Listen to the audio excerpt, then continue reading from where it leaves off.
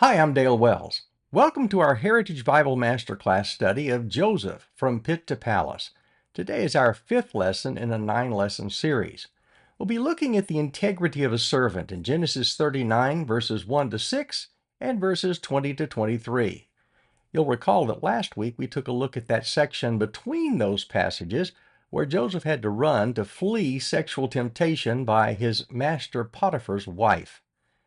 The Heritage Bible Masterclass is a non-denominational group of senior adults who love the Lord and His Word. We meet at the Heritage Palms Country Club south of Fred Waring and east of Jefferson Street in Indio, California at 10:15 every Sunday morning. We'd love to have you join us. Just let them know at the gate that you're there for the Bible study and the guard will let you right in. Feel free to comment if you wish as you watch this video. And if you find these videos helpful, help me by hitting the like button. If you'll subscribe, you'll be notified whenever I post new material to the channel. Our scripture text today is the beginning of Genesis 39 and the end of that same chapter. Let's listen to the text. Chapter 39. Now Joseph had been taken down to Egypt. Potiphar, an Egyptian who was one of Pharaoh's officials, the captain of the guard, bought him from the Ishmaelites who had taken him there. The Lord was with Joseph, so that he prospered, and he lived in the house of his Egyptian master. When his master saw that the Lord was with him, and that the Lord gave him success in everything he did, Joseph found favor in his eyes and became his attendant. Potiphar put him in charge of his household, and he entrusted to his care everything he owned. From the time he put him in charge of his household and of all that he owned, the Lord blessed the household of the Egyptian because of Joseph. The blessing of the Lord was on everything Potiphar had, both in the house and in the field. So Potiphar left everything he had in Joseph's care. With Joseph in charge, he did not concern himself with anything except the food he ate. Joseph's master took him and put him in prison, the place where the king's prisoners were confined. But while Joseph was there in the prison, the Lord was with him. He showed him kindness and granted him favor in the eyes of the prison warden. So the warden put Joseph in charge of all those held in the prison, and he was made responsible for all that was done there. The warden paid no attention to anything under Joseph's care, because the Lord was with Joseph and gave him success in whatever he did. As is our custom, I've come up with 10 questions from the text to give us something to think about as we work our way through it. How does the repeated phrase, "the Lord was with Joseph," bookend both his time in Potiphar's house and in prison? And what does this teach us about God's presence in our various circumstances?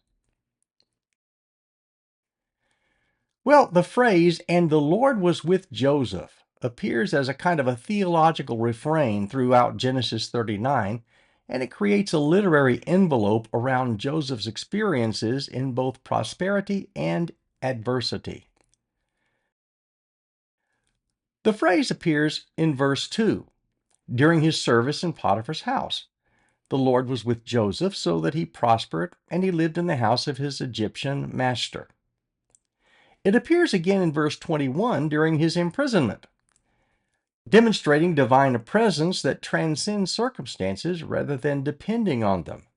We read there, while Joseph was in the prison, the Lord was with him. He showed him kindness and granted him favor in the eyes of the prison warden.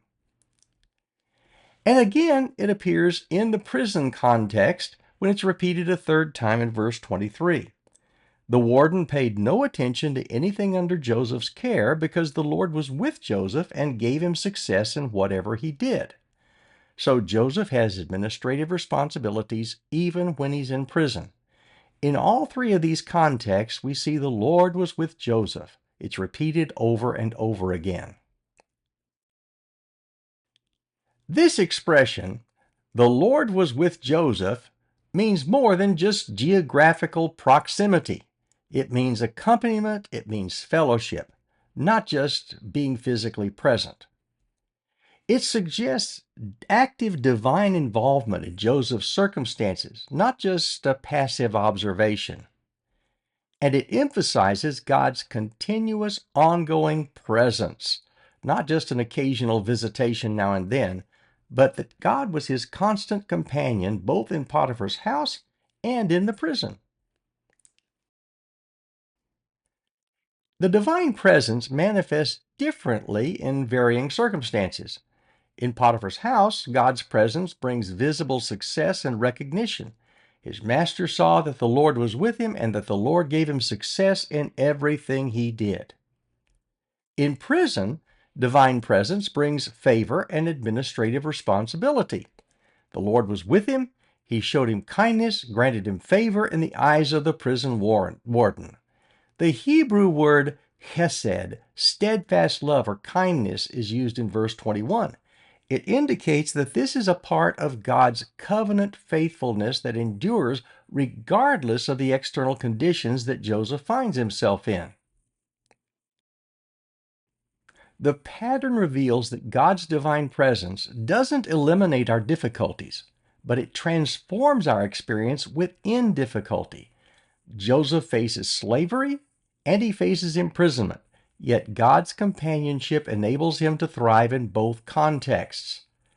It parallels the promise Jesus made to his disciples, "Surely I am with you always to the very end of the age."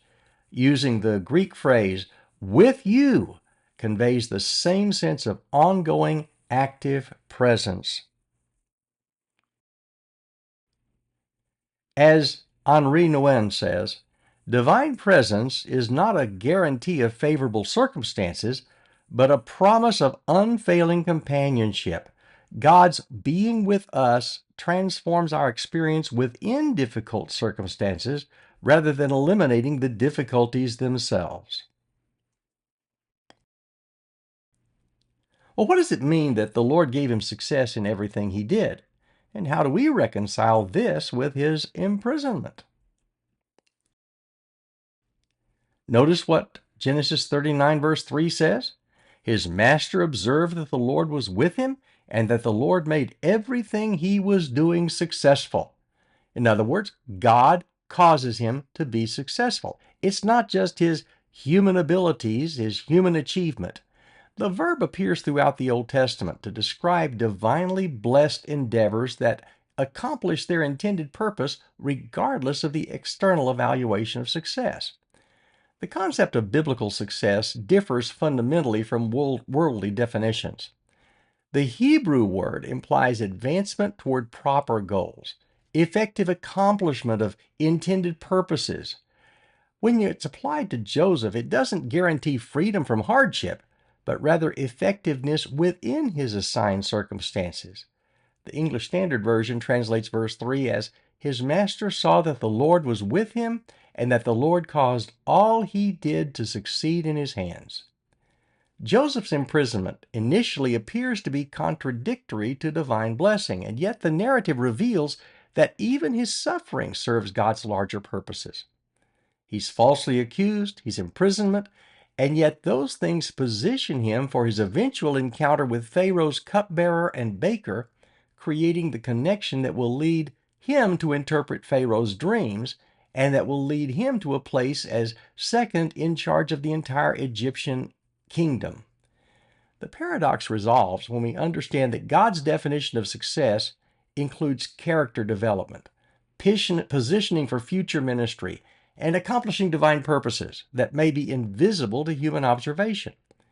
Joseph's integrity under pressure, his development of leadership skills, his preparation for ruling Egypt, all represent forms of divine success that temporary imprisonment cannot negate. The New Revised Standard Translation in verse 3 says, "His master saw that the Lord was with him and that the Lord caused all that he did to prosper in his hands." It emphasizes divine causation rather than circumstantial fortune. Paul articulates this principle in Romans 8:28 when he says, "And we know that in all things God works for the good of those who love him, who have been called according to his purpose." God causes things to work together, In other words, God actively cooperates with circumstances, including bad ones, to accomplish beneficial outcomes that may not be immediately apparent. So the concept of biblical success differs fundamentally from our common worldly idea of success. Success for Joseph doesn't guarantee freedom from hardship, but what it does is guarantee effectiveness within his assigned circumstances. And Joseph's imprisonment initially appears to contradict divine blessing, and yet the narrative reveals that even his suffering serves God's larger purposes. The false accusation and imprisonment position Joseph for his eventual encounter with the cupbearer and baker that create the connection that will lead to him going to the palace. The paradox resolves when we understand that God's definition of success includes character development, positioning for future ministry, and accomplishing divine purposes that may be invisible to human observation. Joseph's integrity under pressure, his development of leadership skills, his preparation for ruling Egypt, all represent forms of divine success that temporary imprisonment cannot negate. It's like Paul says, we know that God causes everything to work together for the good of those who love God and are called according to his purpose for them. As John Piper says, true success in God's economy is measured not by the absence of hardship, but by the presence of divine purpose being fulfilled through whatever circumstances we face. How does Joseph's excellence in service, regardless of his position, demonstrate true servant leadership? And how can we apply this to our own roles? Joseph's consistent excellence across dramatically different circumstances, from being a slave in Potiphar's household to being a prisoner in the king's dungeon, illustrates the principle that true leadership emerges from character rather than position. The Hebrew text emphasizes this through the repetitive structure that describes Joseph's faithful service.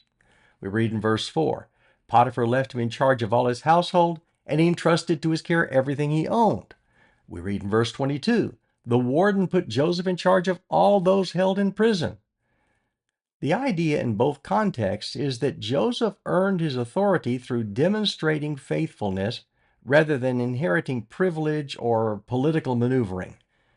The verb carries the connotations of being counted worthy of responsibility, suggesting that both Potiphar and the prison warden recognized Joseph's exceptional character because they observed his daily conduct. Jesus later articulates this principle. Whoever wants to become great among you must be your servant, and whoever wants to be first must be slave of all. The idea of being a servant refers to one who serves tables, emphasizing humble service rather than elevated status. Joseph embodies this principle by excelling in menial tasks before he receives administrative responsibility. The pattern of servant leadership appears in Joseph's attitude toward his work. Rather than performing his work grudgingly or doing just the least that he can get by with, as you might expect from someone who's been unjustly enslaved or imprisoned, Joseph approaches his responsibilities with excellence that exceeds the requirements. The reason Potiphar entrusted to his care everything he owned was because he had complete confidence in Joseph's stewardship, indicating that Joseph's faithfulness went beyond just complying to the ownership level care. Contemporary applications include several principles that we see here in Joseph. First, excellence in current responsibilities regardless of their apparent significance. Joseph is faithful in managing Potiphar's household, and that prepared him for governing Egypt. Second, there's integrity when no one's watching. The Hebrew text implies that Potiphar gradually increased Joseph's responsibilities as he proved trustworthy in smaller matters. Third, There's the matter of serving others' interest rather than merely advancing his own particular agenda. Joseph's focus is on making his master successful rather than promoting himself, and that gave the foundation for eventual promotion. And the narrative also demonstrates how servant leadership develops others. It empowers them. Joseph manages Potiphar's household, including training and directing other servants, while his prison leadership involved coordinating activities among fellow prisoners. This pattern suggests that true leadership involves empowering others rather than accumulating personal power. As Ken Blanchard and Phil Hodges said, authentic leadership is not about position or power, but about service and stewardship.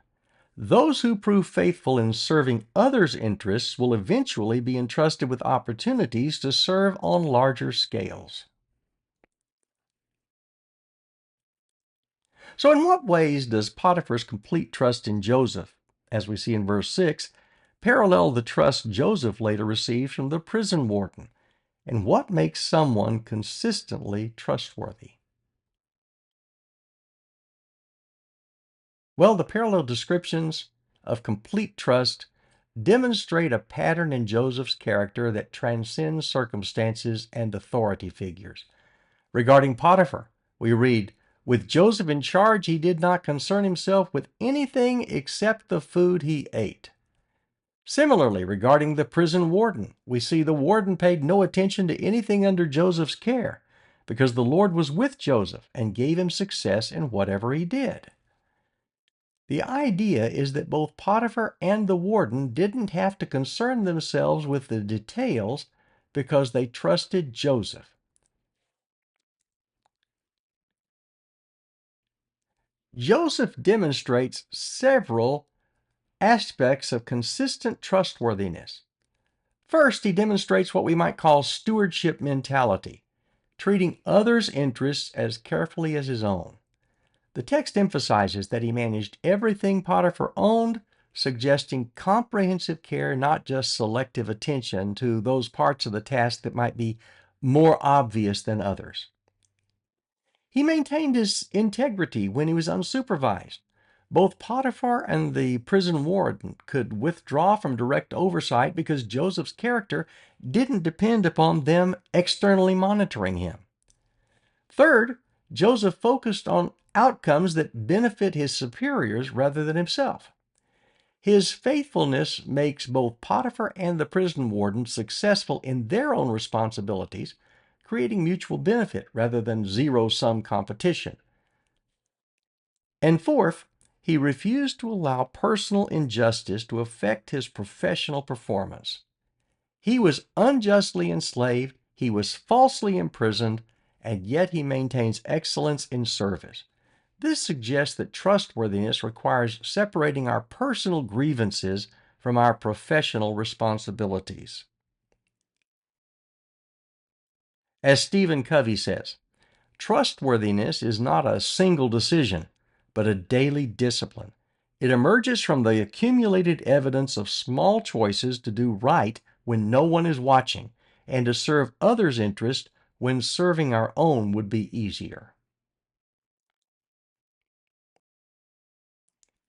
How does Joseph's integrity in small matters prepare him for greater responsibilities? And what small matters is God using to prepare you? Jesus articulates the principle underlying Joseph's preparation. If you're faithful in little things, you'll be faithful in large ones. But if you're dishonest in little things, you won't be honest with greater responsibilities. You see, character proves itself consistently across scales of responsibility. Joseph's faithful management of Potiphar's household, his inventory, scheduling, personnel management, demonstrates the administrative competence and moral integrity that will later enable him to manage Egypt's entire economy during 7 years of abundance and 7 years of famine. The Hebrew narrative structure reveals that incremental trust building prepares for ultimate responsibility. In other words, Joseph gets graduated authority. He initially serves in Potiphar's house, verse 2. And then he receives charge over household affairs in Potiphar's house.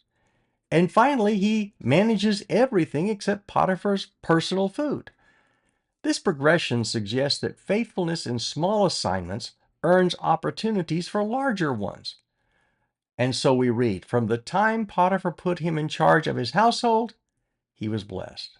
God's blessing became evident through Joseph's faithful stewardship of daily responsibilities.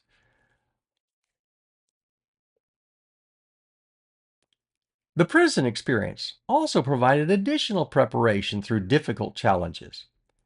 He had to learn how to manage his fellow prisoners, and that required diplomatic skills for handling volatile personalities without external authority backing him up. He had to learn how to organize prison activities, which meant developing administrative abilities under constraints of limited resources.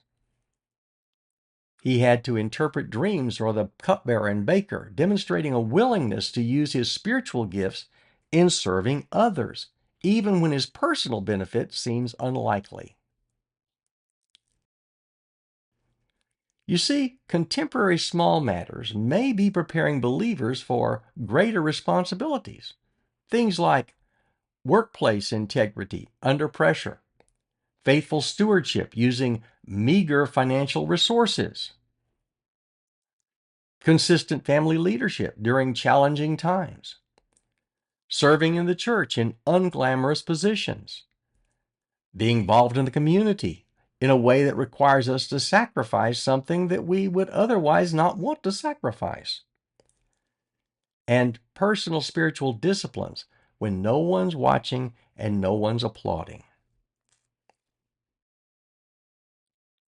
In Deuteronomy 8, verse 2, Moses reminded the Israelites of their 40 years in the wilderness, and he said this, "Remember how the Lord your God led you through the wilderness these 40 years, humbling you and testing you to prove your character and to find out whether or not you would obey his commands."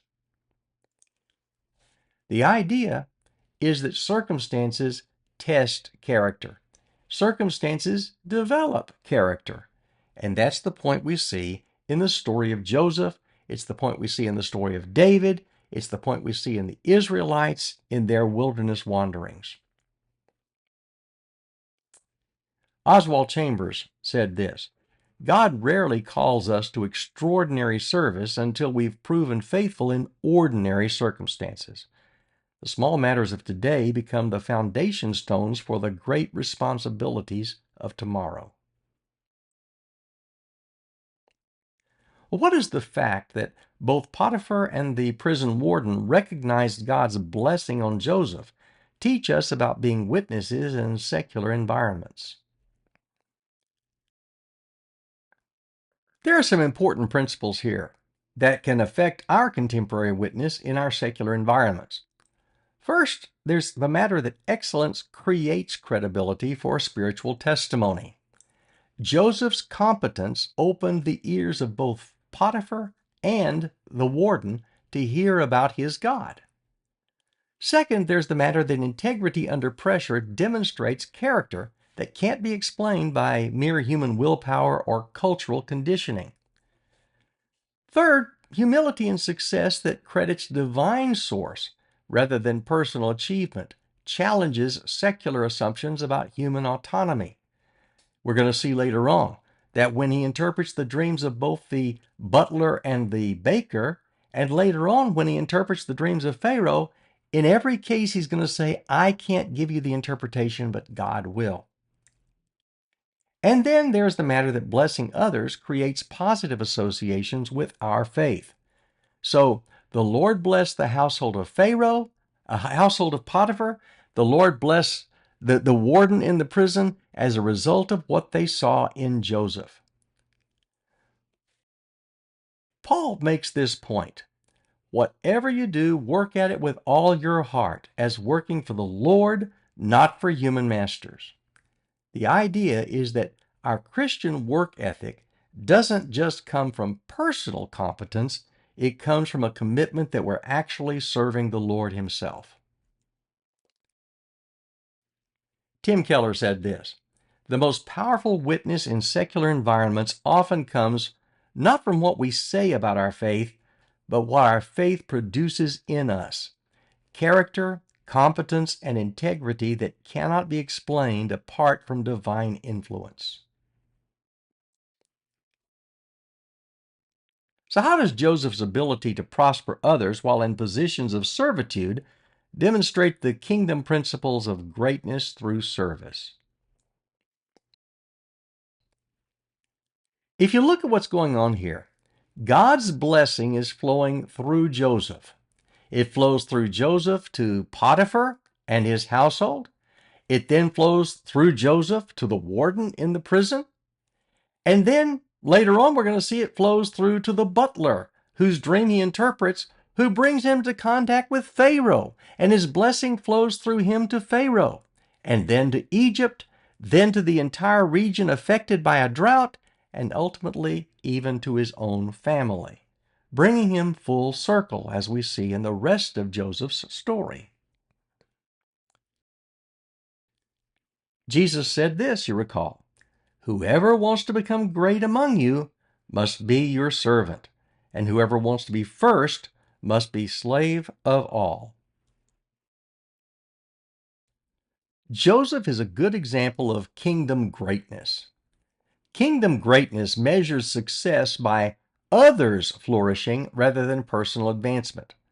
Joseph's greatness emerges from his ability to make Potiphar and the prison warden successful in their own responsibilities.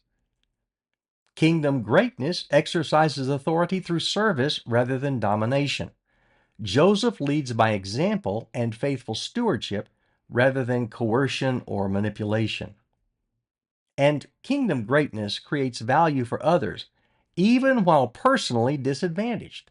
Despite being unjustly enslaved and unjustly imprisoned, Joseph refuses to allow his personal grievances to diminish the quality of his service.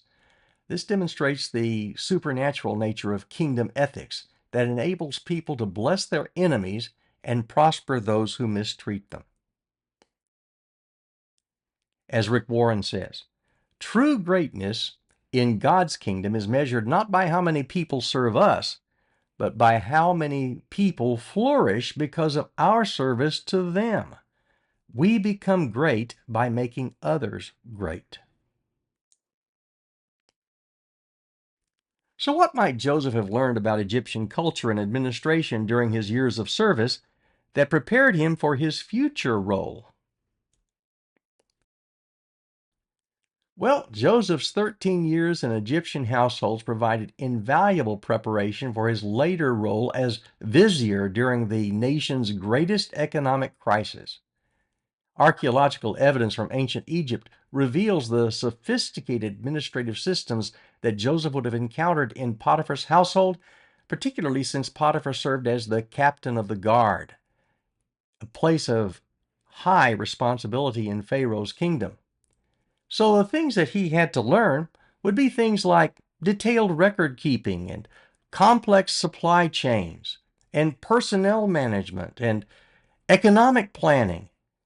And of course, he had to learn Egyptian law, culture, and language. All of these are things that he had to learn as a servant in Potiphar's house and as a prisoner in the Pharaoh's prison that would prepare him for later service in Pharaoh's kingdom. In other words, like John Maxwell said, every experience of faithful service, even in adverse circumstances, becomes preparation for greater responsibility. What we learn in positions of servitude often equips us for seasons of leadership we cannot yet imagine.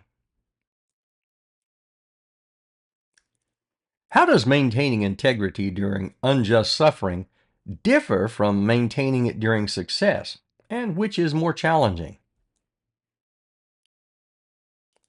Think about it. During times of prosperity, the things that Joseph had to deal with were things like pride and comfort and even sexual compromise. But during time of his adversity, he had to deal with despair and bitterness and a temptation to abandon his moral standards. Paul knew what this was like. Philippians 4:12, he says this, I know what it is to be in need, and I know what it is to have plenty. I have learned the secret of being content in any and every situation, whether well-fed or hungry, whether living in poverty or in want. Chuck Swindoll, in his book on Joseph, said this, integrity under prosperity requires resisting the pride that success can generate, while integrity under adversity requires resisting the despair that injustice can produce. Both demand supernatural grace, but in different forms. And finally, in what ways does Joseph's faithful service and hiddenness prepare him for public leadership? And what is God teaching you in your current hidden season? Well, hidden seasons can develop several qualities. For one thing, hidden seasons can cultivate humility by removing the ego-feeding elements of public recognition and applause.